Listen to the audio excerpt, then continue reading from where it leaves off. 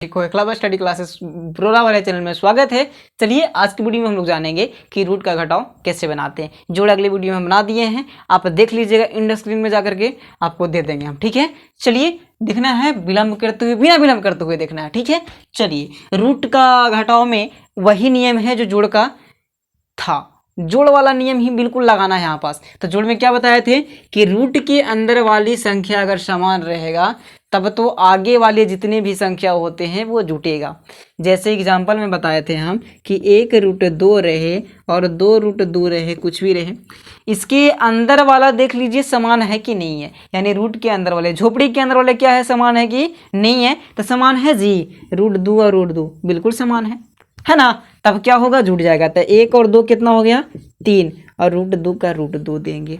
इसी प्रकार से यहाँ पास देख लेना है, ध्यान से देखिएगा, आप समझ में आएगा जरूर।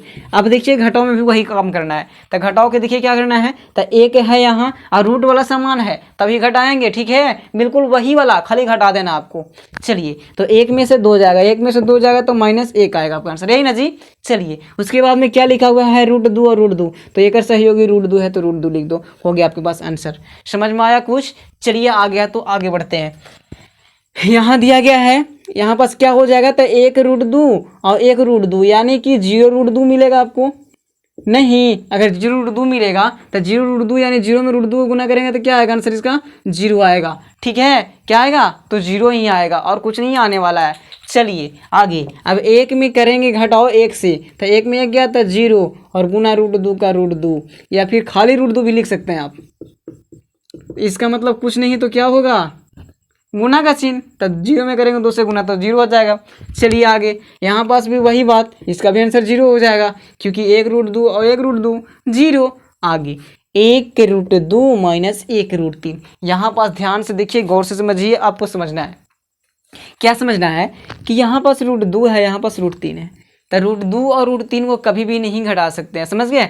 अगर सेम रहेगा तभी घटा सकते हैं और जोड़ सकते हैं। हम शुरू से बोलते आ रहे हैं कि जोड़ेंगे कब, घटाएंगे कब, जब रूट के अंदर वाली संख्या समान रहेगा। ठीक है, चलिए तो समान नहीं है तो इसको तो फंडा खत्म है। अब यहाँ पास 2 और 3 है, भी खत्म है। यहाँ पास 2√3 और √3 है, यहाँ पास होगा कुछ नहीं होगा, कहे कि 2 है, यहाँ पर 1 है और यहाँ पर √3 और √3 है, तो घटा देंगे तो 2 में से 1 गया तो 1 और √3 है तो √3 दे देंगे। ओके, चलिए अब यहाँ पास 1 और यहाँ पर 3 है खाली, तो आई जी यहाँ पर √3 है ये नहीं, तो कैसे जोड़ भाई, नहीं जोड़ना है। ओके, चलिए ये भी खत्म।